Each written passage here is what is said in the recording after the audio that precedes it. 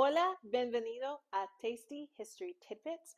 Welcome to Tasty History Tidbits. I'm your host, Professor A. And if you're wondering why we shot that first part in Spanish, it's because we are traveling to the beautiful country of Colombia this week, and we're going to be making an inspired dish called caldo de costilla. It's basically a beef soup that is made in Colombian culture, and I'm not going to make it exactly like the Colombians do, but it is heavily inspired. We're going to use a lot of the same flavors because I just think that they're wonderful flavors. We're also going to be talking about Colombia's contribution to abolition in the Americas, specifically the fact that in 1757, long before the English actually went to abolish slavery, Colombia was already discussing it and putting it into action. So stay tuned and we'll get started. For this recipe, we are actually making it in two parts, unlike a typical soup that you would see here in North America, in the United States culture. So we are going to be using some celery sticks, some carrots. Instead of using actual garlic, because I did not feel like cutting up garlic this time, I'm using a garlic paste. We have a cabbage, we're going to shred that. Corn. Some squash, 2 potatoes for this particular thing, green onions, tomatillo, a half of an onion, a jalapeno, and then some kale, but I have also seen recipes for this that ask for collard greens. So it's really up to your preference. And then also to help liven up the dish at the end, we're going to use some lime juice. In addition to the seasonings in addition to the herbs, I should say, we're going to be using a little bit of salt, some cumin, and then I'll probably add a dash of adobo seasoning just because I like the flavor of it, and then pepper. So the first step, obviously, is to get your vegetables ready. I have a hot plate over here that is cooking currently, or it's heating up because I'm going to be using that instead of my stove.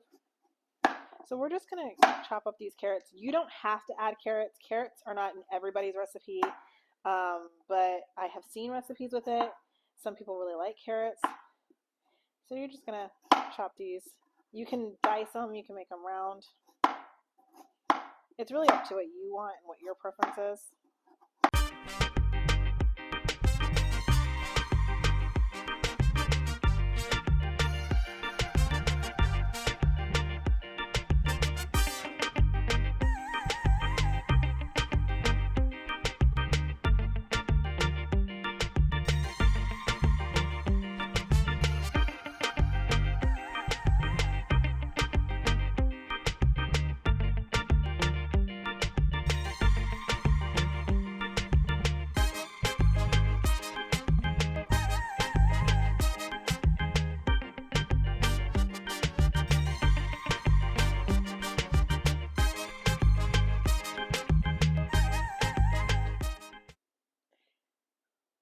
Now I started cutting up my squash, just kind of getting it ready to go in there.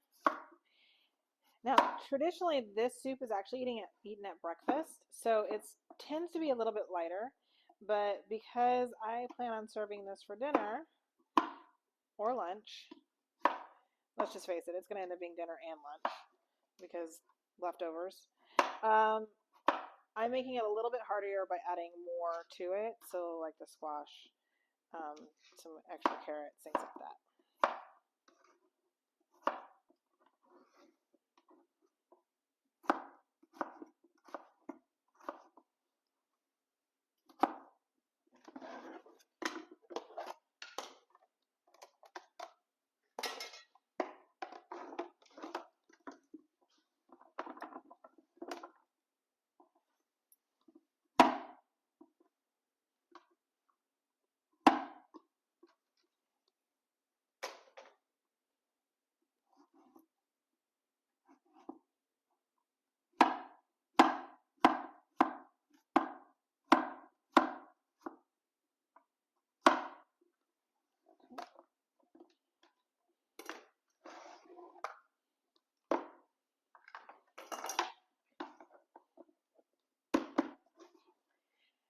now we're going to work on preparing our meat. So I'm going to move this out of the way because I do not use the same surfaces for vegetables as I do on cooked meat. Okay, and so these are just some soup beef I got from one of the Hispanic food stores here in town. And it's got the marrow still attached, which is great. But what we're just going to do to prepare this is I'm going to remove some of this extra fat. I know some people really like it, but it's a texture thing for me. I know that's where the moisture and the flavor is, but we're putting it in a soup, so it should be okay.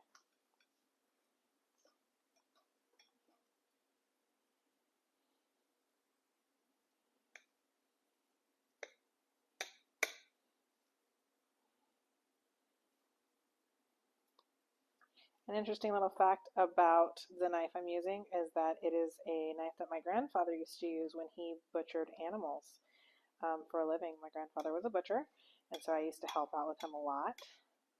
And so this is one of his knives when he was working. He is retired and he's 92 years old and he's still around and cooking. And as he says it, when you're retired, you have nothing but time on your hands.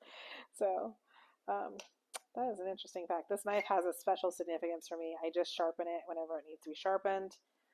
A good knife should last you a very long time.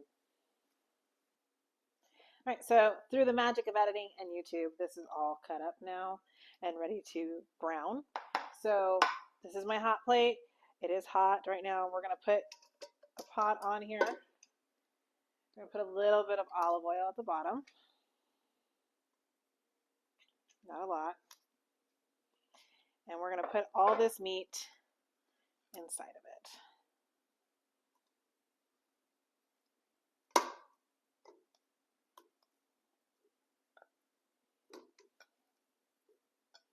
Okay. And we're just going to let that brown for a minute to add some heartiness to the meat. So you just want to let it brown. You're not actually cooking it all the way through. And browning, what browning does to the meat is it helps release some of those flavors. It also gives it a little bit of heartiness.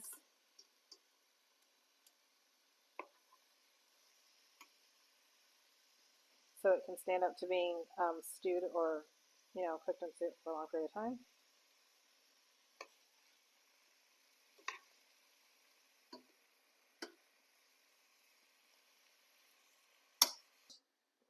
So once your meat has started to brown properly, you're just going to put it on a clean plate and set it aside.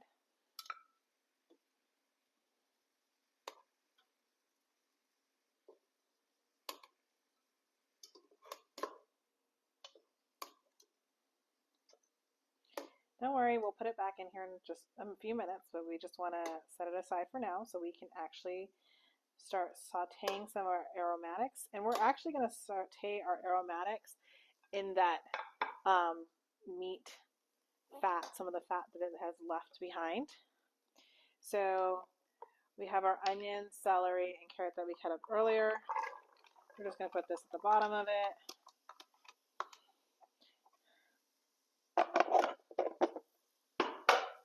And it already smells so delicious. And we're just going to saute this, stirring it frequently until it's basically a little soft. You don't want the vegetables translucent because, again, it's going to be in a soup, so it's going to have time to cook. I'm going to add just a little bit more olive oil because I don't have enough fat drippings at the bottom of this. But if you have plenty of drippings from your cut of meat, then go ahead and just saute in that. Otherwise, you can add some olive oil or butter. And it's sinfully delicious. Butter is just the most wonderful thing. And we're just going to keep doing that to help release some of those properties. Like, for example, heating makes certain properties in carrots, like the beta-carotene, easier for our bodies to absorb and digest. And then we're going to add some garlic paste to it.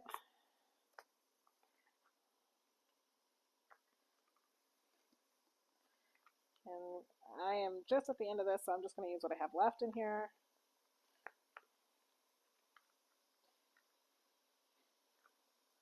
But whatever the equivalent for a couple of cloves of garlic is for you, or what your preference is. I prefer things to be more garlicky in flavor, so I tend to add a lot of garlic.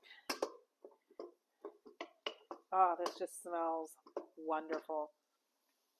I wish you could smell it. It smells so good. All right. And so once you have the vegetables where you think it's like, okay, yeah, this is soft enough, then you're going to add your meat back in. So we're going to do that right now.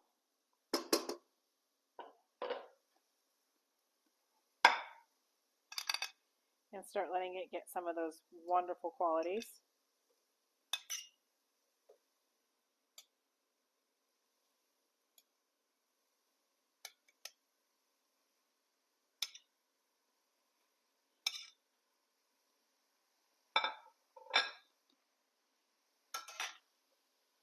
And we're going to add some seasoning. So this is just a little bit of salt. One thing that I saw in all the recipes was basically salt to taste. One actually said don't be stingy with the salt. A little bit of adobo seasoning.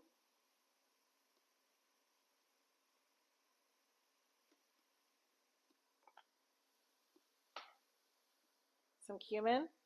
Cumin is a very strong flavor, so I would recommend being a little bit conservative with your cumin. And then some black pepper.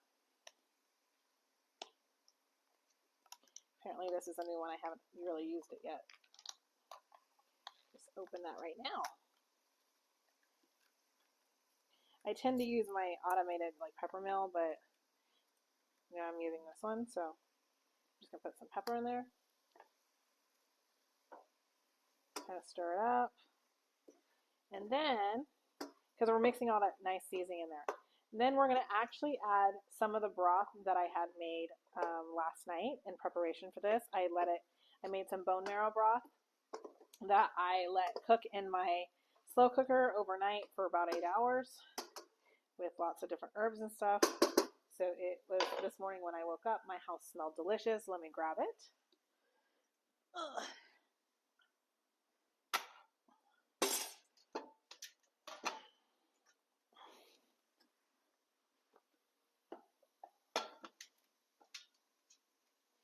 And I had transferred it when I took it out of my slow cooker. I was, straining it and stuff, and so I just strained it into another big pot. Have a big measuring cup. And we're just going to take this and add it.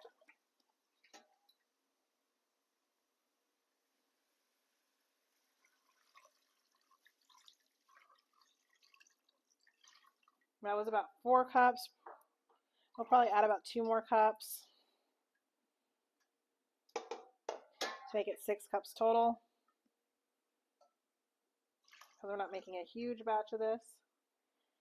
Et voila. Put this in my sink for now. And then there's still some leftover broth. The nice thing about broth is that you can always put it in a jar and freeze it for later, which is what I will be doing with this leftover broth. So once all that's in there,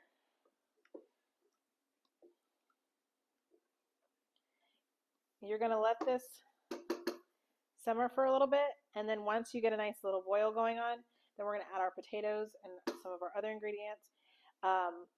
We're going to save our squash for last, but while that's going on and it's simmering, we're going to work on making the verde sauce.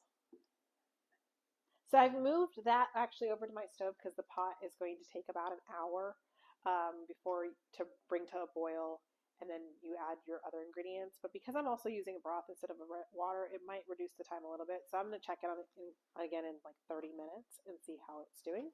But while that's going on, we're actually going to focus on making our verde sauce. So for the verde sauce, we are going to take our cilantro,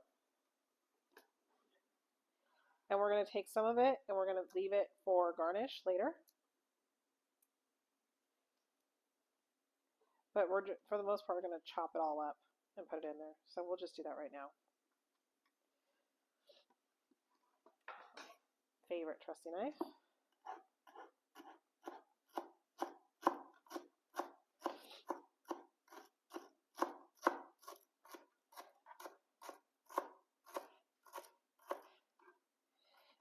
Interesting fact, cilantro and coriander are the same thing. It's just that our friends in Europe and the UK call it coriander.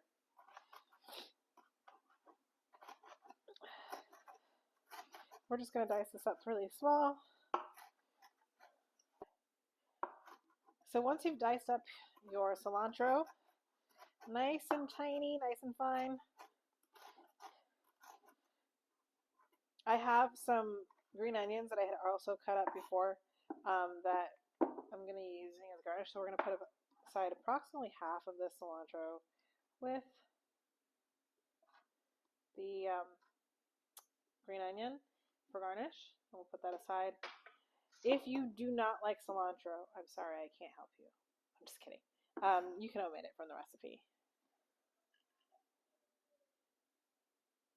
So we're just going to put that in our food processor. We're going to chop up the rest of our green onion. We're going to make it tiny, including the white part. And we're going to throw that in there as well.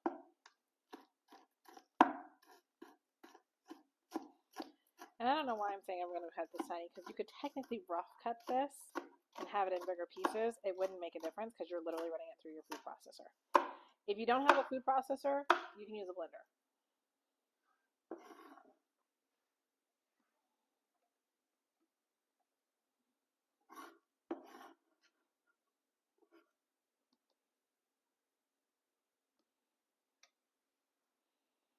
Okay, chop up your onions, stick it in there.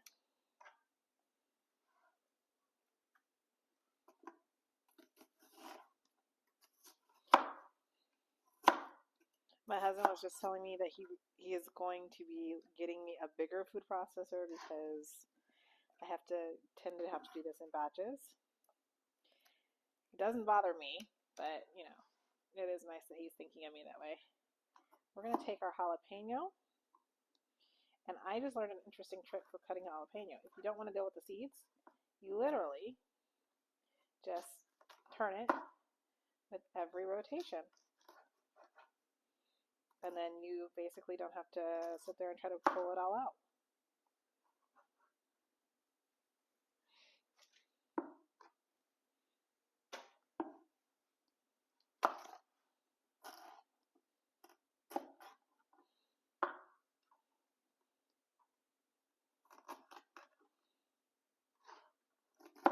And one of the reasons I like to chop a little smaller when I'm putting things in the food processor is because I feel like it's nice to help the food processor.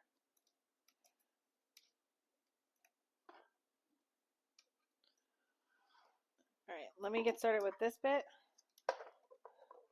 and then we will add our tomatillos.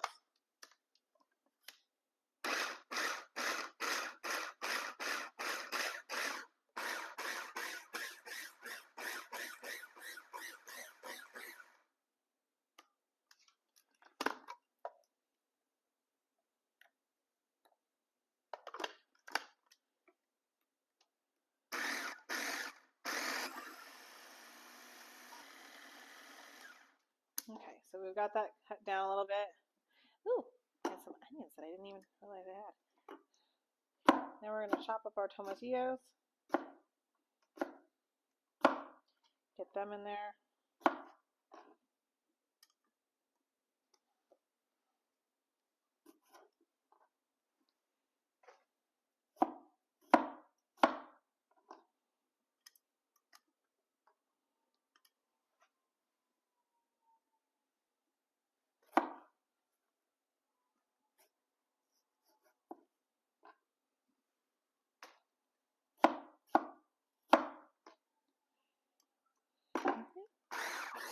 Give it a good pulse.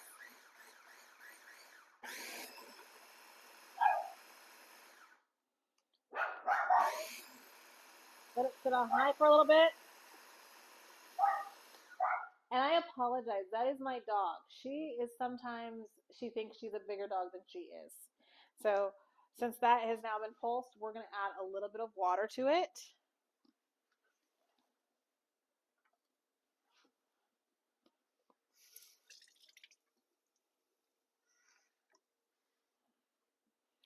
And this is just to make it more of a green liquid.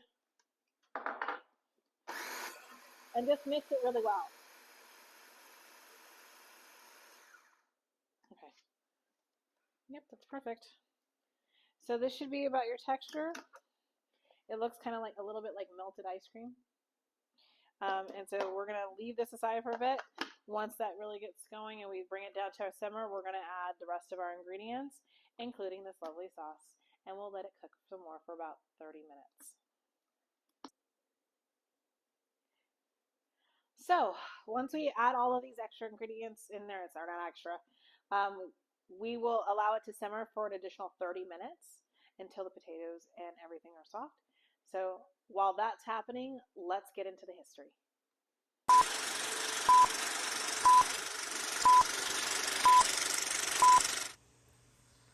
Like most of the New World, North, South, and Central America, Colombia has a history of slavery. The first Africans transported to Colombia for slave labor is documented as having arrived sometime during the 1520s through the port in Cartagena. But we're not here to talk about slavery as an institution. We're talking about the indomitable spirit of Colombia's enslaved Africans. Rebellions were frequent in the nation, either through Cimarrones, which was the practice of running away and creating palenques, or colonies of free blacks, in which occupants were called Cimarrones, and the other was through armed rebellions, one of which occurred in Santa Marta in 1530, resulting in the entire town being destroyed. The town was eventually rebuilt and destroyed in another rebellion in 1550. Slave rebellions were so frequent over the next 300 years throughout the country that they were seen as a common occurrence. Legend has it that Pincos Biho, a king in his home in Africa, was brought to Cartagena in around 1599 and quickly escaped into the nearby jungle with a number of other enslaved people. They successfully managed to elude their Spanish captors and established a fortified settlement, the Palenque de San Basilio, in 1603. The Palenque de San Basilio was one of the Cimarron communities that still stands today. Located about an hour and a half outside of modern-day Cartagena, it still has 4,000 residents and has the distinction of being the oldest African-American settlement in the Americas. The Spanish were never able to overtake it, making it a safe place for escaped Africans for the entire coastal Caribbean side of Colombia. Biho and his fighters were so proficient in guerrilla warfare that the Spanish entered into a treaty with them in 1605, prompting a peaceful existence for the next 16 years, until the Spanish broke the treaty by capturing and executing Biho in Cartagena via hanging. The residents of San Basilio didn't cower in fear. Instead, they upped their resistance to the Spanish and enslavement. In 1691, the Spanish gave up on trying to overtake San Basilio, and the Palenqueros have been free ever since. If you happen to visit the Palenque San Basilio today, the first thing you will see in the middle of the town is a statue of Pincos Biho, removing his shackles, facing the coast with an arm outstretched towards a home that he would never see again, and the hand-painted date of the town's founding. Okay. So we've already added our potatoes. Now we're going to add our corn,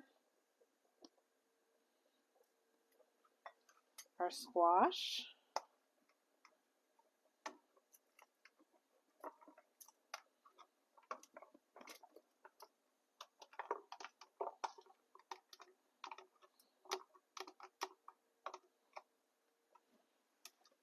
stir that a little bit. It already smells delicious. And then we're going to add our sauce.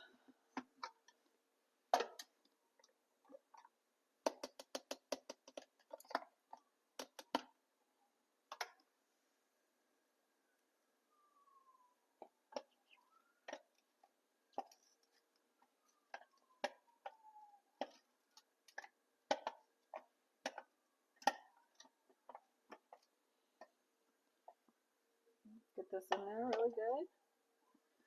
And as you can see, it's already turning it green.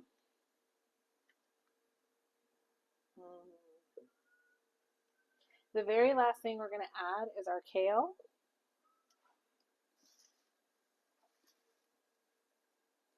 Or if you're using like collard greens, do that instead. And don't worry if it looks like a lot, it will cook down.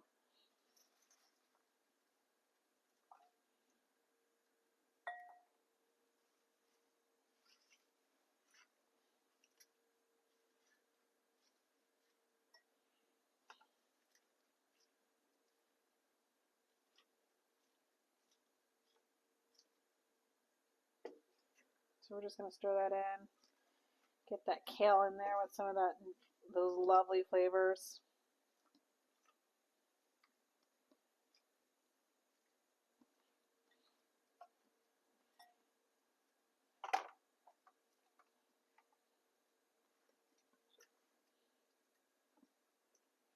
And we'll let this simmer for 30 minutes.